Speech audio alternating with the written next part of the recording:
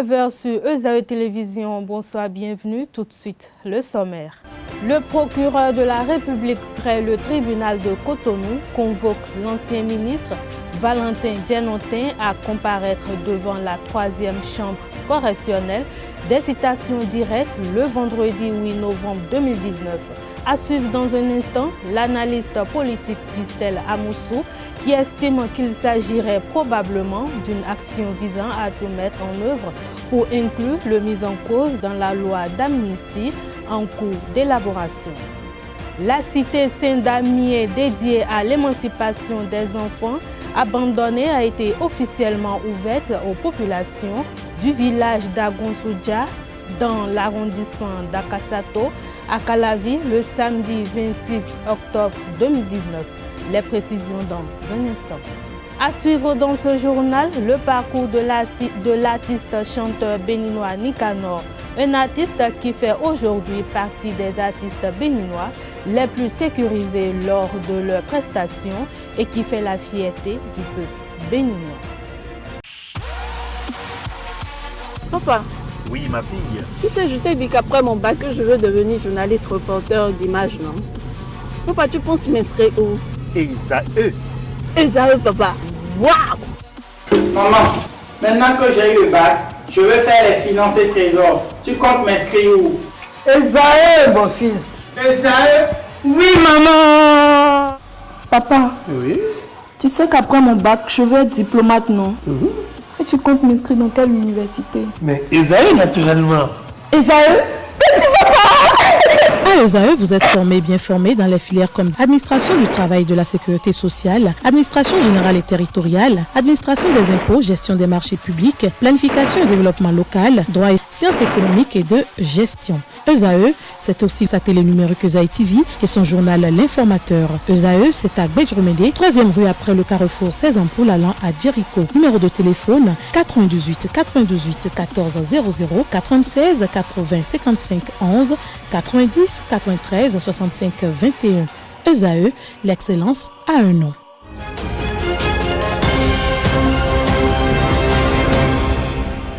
Bonsoir si vous nous recevez. Le procureur de la République près le tribunal de Cotonou convoque l'ancien ministre Valentin Djenontin à comparaître devant la 3e chambre correctionnelle. Des citations directes le vendredi 8 novembre 2019 à 8h30. Il lui est reproché d'avoir publié un courrier confidentiel adressé par le garde des Sceaux au procureur spécial près la Cour de répression des infractions économiques et du terrorisme CREET le week-end du 22 au 23 septembre 2018 alors que le courrier n'avait pas encore été envoyé à l'intéressé. Pour l'analyste politique Distel Amoussou, il s'agirait probablement d'une action visant à tout mettre en œuvre pour inclure le mis en cause dans la loi d'amnistie en cours d'élaboration. Pour plus de détails, je vous invite à le suivre lors de l'émission Info Hebdo présentée par Abdelkader Achirou. C'est pour dire que le chef de l'État et son gouvernement sont toujours, n'est-ce pas, mus par le souci de l'apaisement, parce qu'aucun développement ne peut prendre sa vitesse de croisière s'il n'y a la paix dans le pays.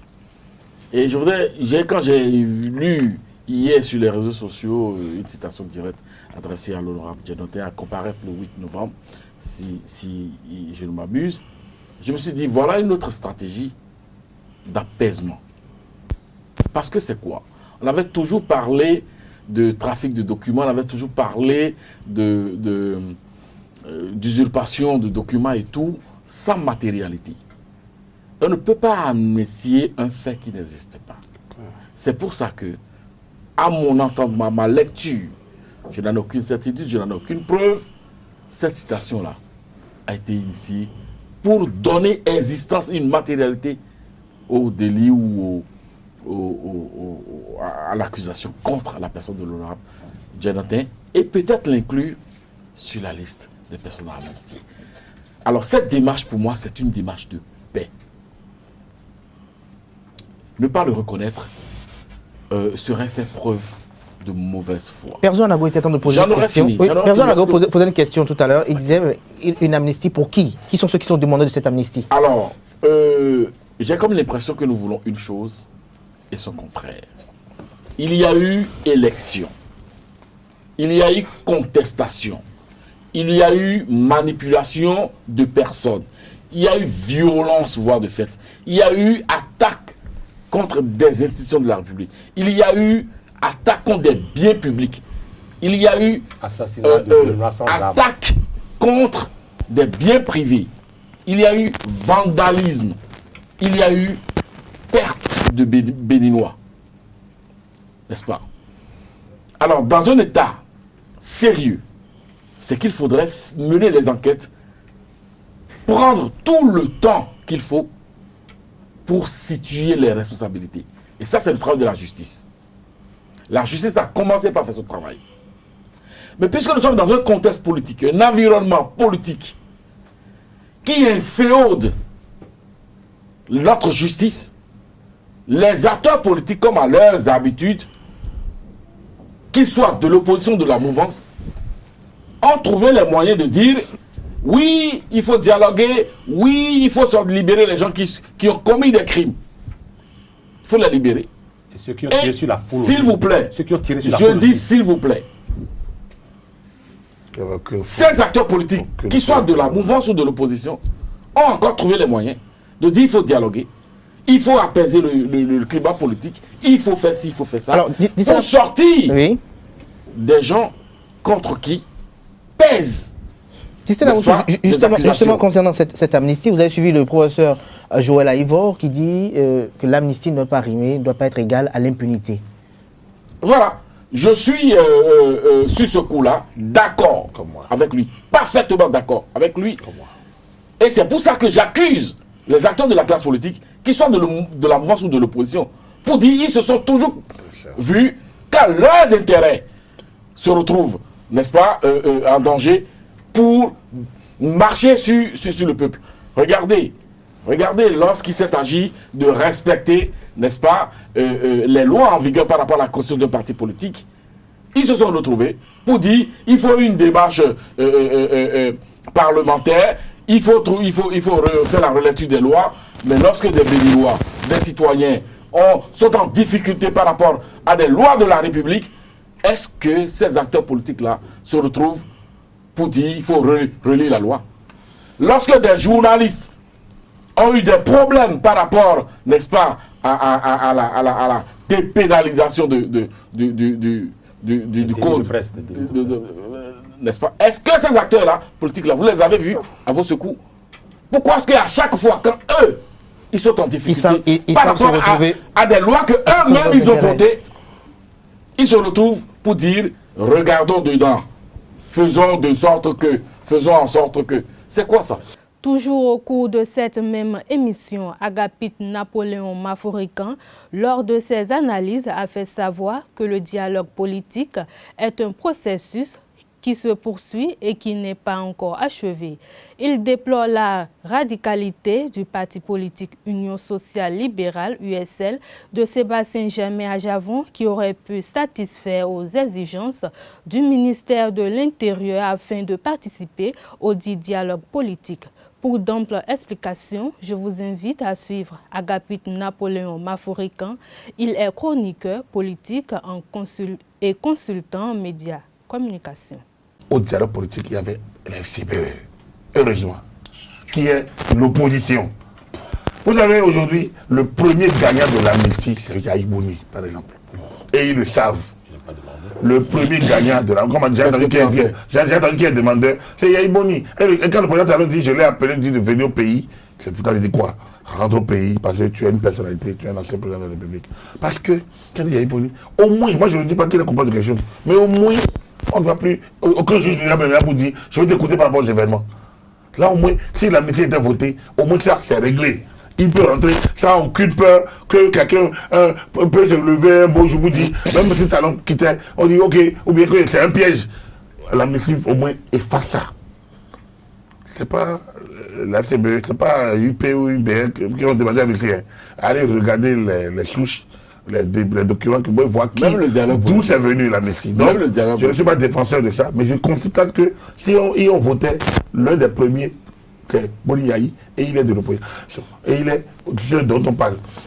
Et Adjavon, candidat Zanaï, et qui encore les PCB pour voir un peu ce dont de l'opposition, en fait, c'est à eux que se réduit aujourd'hui l'opposition, et quelques transfuges, enfin, quelques gars de FCBE perdus ici et là. Perdus ici et là, c'est un peu éparpillé au Bénin comme à l'extérieur. On ne les connaît pas. Donc, aujourd'hui, moi, je pense qu'ils ont intérêt plutôt à rallier leurs camarades d'hier et à apporter. Ce n'est que de l'intérieur qu'on peut faire le vrai débat. Si les Adjavolais, les par exemple, avaient souscrit à ce que le ministre demandait, peut-être que c'est abusif, hein, mais ils auraient été là. Et ces gens-là, ils auraient au moins dire, au moins leur voix. Et quand le gouvernement dit, j'ai pris acte, dit, mais pourtant nous avons demandé ça, on n'a pas eu. Ils auraient pris le gouvernement au mot. Par exemple, il y a beaucoup de choses qu'on peut. En matière de dialogue, on lâche parfois des choses, on lâche pour gagner. Oh, j'ai l'impression que nous, quand on dit dialogue, les gens se disent, voilà, on a des préalables. Mais vous ne pouvez pas avoir des préalables si vous n'êtes pas en position de force. Ce que vous avez appelé, c'est celui qui est en position de force. Il dit, venez, on va discuter. Mais allez discuter. Et quand il y a donc, pour moi, en face, il n'y a pas eu de dialogue, il y a eu un peu de monologue. C'est-à-dire que ceux qui pensent la même chose, ils l'ont retrouvé. On prit un test. Comme dit Distel, il faudrait encore qu'il envoie le test aux autres pour dire, nous, voilà nous. Mais dedans, on ne peut pas dire, nous l'exigeons. Vous ne pouvez exiger que si vous êtes en mesure de le faire. Donc, le respect que nous devons les uns aux autres voudrait que, surtout quand parmi les gens qui ont assumé les hautes fonctions de l'État, il faut utiliser les langages. Nous éduquons nos enfants. Il faut souhaiter, il faut suggérer, il faut expliquer. Donc, pour moi, le dialogue n'est pas terminé. Pour vous répondre en 30 secondes, le dialogue, c'est un processus. C'est un processus, mais est-ce que les modifications et les compléments qui seront effectués... Ça ne peut pas tout régler, mais ça va corriger déjà des dysfonctionnements. Ça va permettre déjà de ne plus revenir sur certains débats. D'autres débats vont surgir sans doute. C'est ça la démocratie. D'autres débats vont surgir. L'essentiel est que à chaque fois, les acteurs arrivent à se parler. Pour moi, c'est tout la démocratie engendre plein de débats. Il faut maintenant que nous, au Bénin, on apprenne à gérer les contradictions et à laisser celui qui est élu prendre les devants dans le cadre de la limite de la durée de son mandat, quitte à ce qu'au terme du mandat, on lui oppose peut-être un nouveau mandat. La cité Saint-Damien dédiée à l'émancipation des enfants abandonnés a été officiellement ouverte aux populations du village d'Agonsoudia dans l'arrondissement d'Akasato à Calavi le samedi 26 octobre 2019 au thème de 3 jours de festivités et de consécration. Eusae TV y était et voici le compte rendu signé Carles Kitome. Bien mené, ce développement s'assumera dans la prise en compte de toutes les dimensions de la personne, le corps, l'esprit et l'âme, ce que le Concile Vatican II appelle corpore et anima unus. C'est en ces mots que le vicaire général du diocèse de Cotonou, le révérend Père Théophile Akora, a caricaturé le contexte de l'inauguration de la cité Saint-Damien de Molokai ce samedi 26 octobre à Agonsoudia dans l'arrondissement de Akasato. Une école maternelle et primaire, une salle informatique, une salle de jeux et une bibliothèque, fruit de 11 années d'engagement. Le Père Serge m'a rappelé un souhait qu'il mûrissait depuis plusieurs années. Construire un espace dédié aux enfants des rues. En effet, témoin du scène de vindicte populaire sur un enfant à Cotonou dans les années 90, il portait depuis le désir de faire quelque chose pour ces enfants livrés à eux-mêmes et sans aucune protection. De mon côté, mieux consciente des réalités de l'enfance au Bénin, sensibilisée à l'importance de la pédagogie et du secteur du loisir dans la construction de l'enfant, cet appel faisait écho à un désir d'engagement. Nous avons décidé en 2008, fort d'échanges préalables avec des acteurs de l'enfance au Bénin, de concrétiser cette intuition en l'accent sur un espace dédié à la culture, secteur parfois délaissé au Bénin. En 2018, 10 ans après le démarrage de la cité, nous avons accueilli notre premier centre de loisirs ici même. À l'issue de celui-ci, des parents nous ont demandé une école, malgré la quinzaine d'écoles déjà existantes dans le village.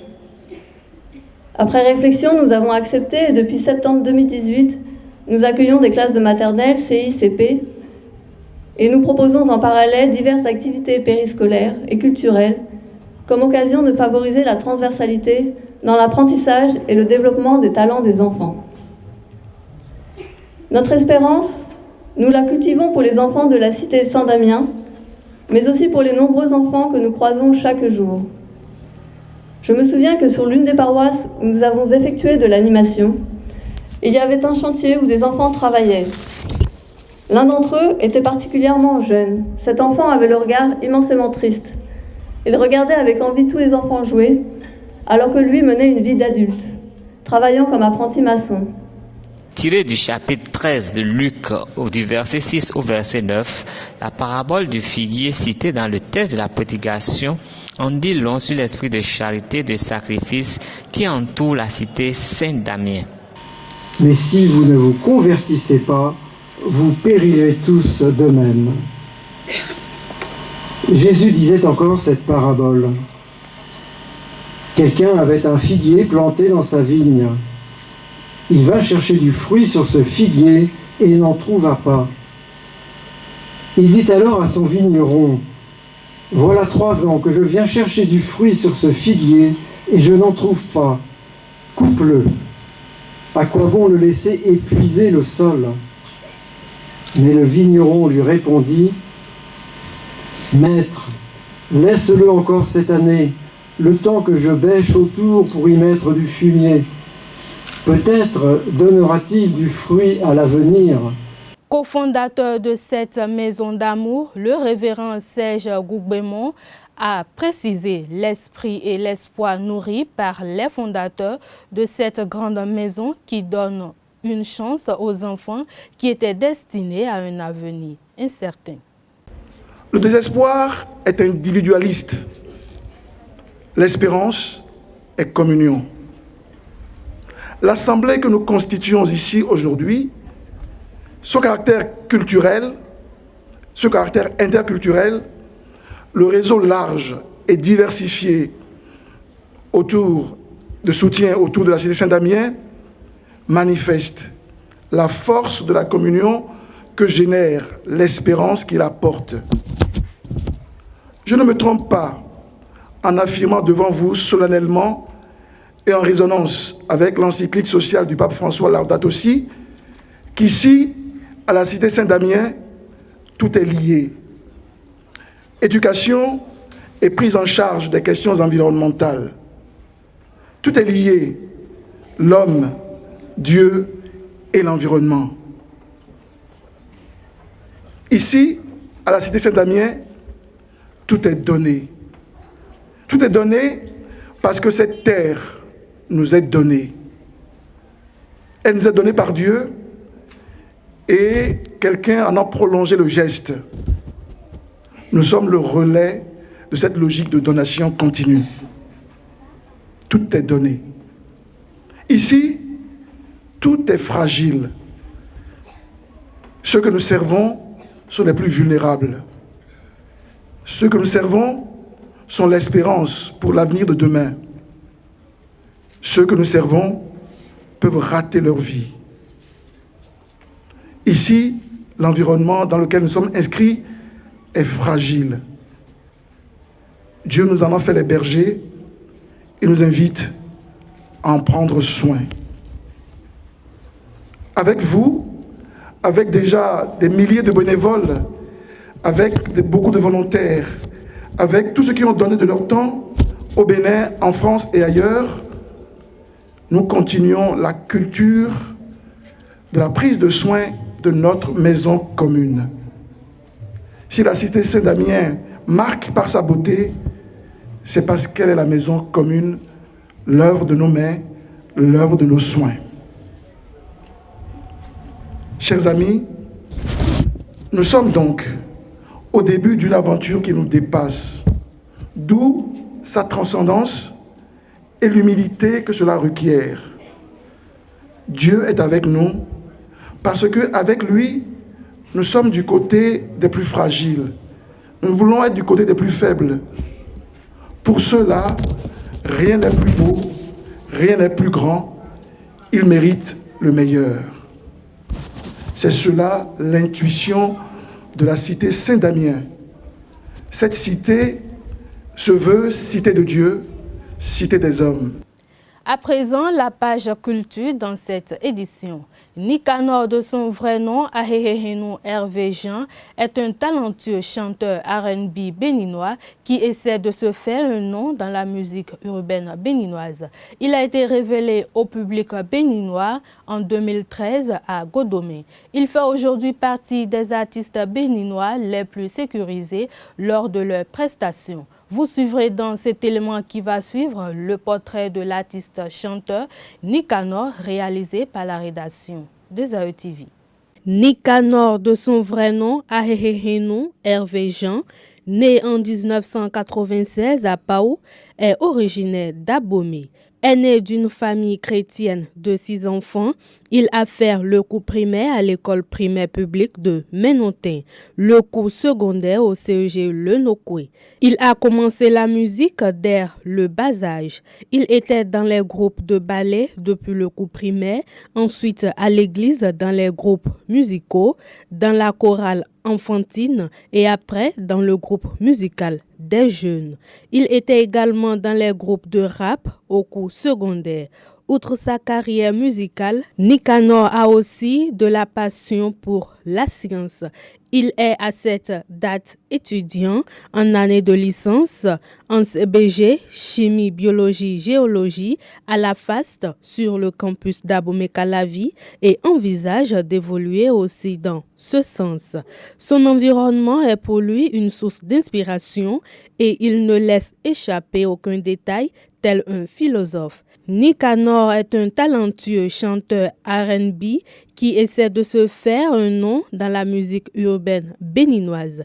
Il a été révélé au public béninois en 2013 à Godomé. Il fait aujourd'hui partie des artistes béninois les plus sécurisés lors de leurs prestations. Comme l'indique son nom Nicanor en hébreu, qui signifie victorieux, il a réussi à s'imposer sur la sphère musicale béninoise grâce à l'attention particulière qu'il accorde aux femmes. L'artiste a à son actif 2 singles solo et 2 clips vidéo qui tournent sur les chaînes de télévision nationales et internationales.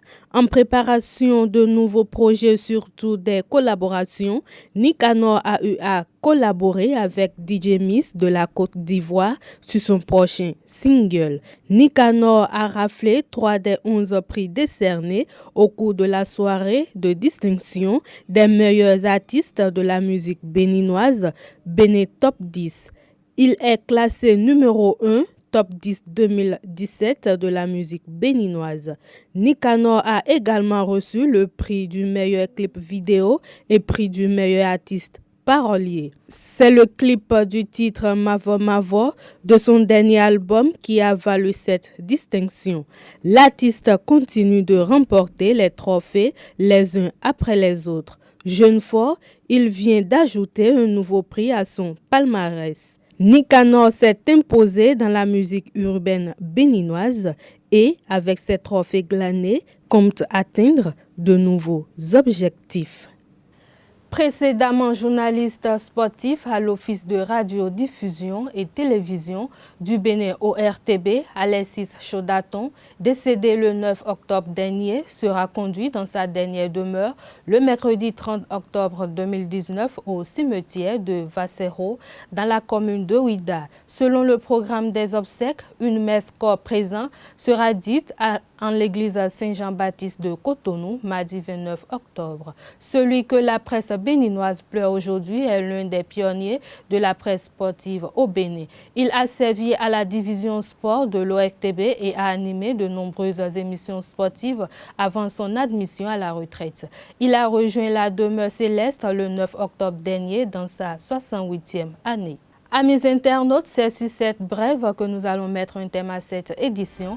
Merci de votre fidélité. Rendez-vous demain pour une nouvelle édition. Bonsoir.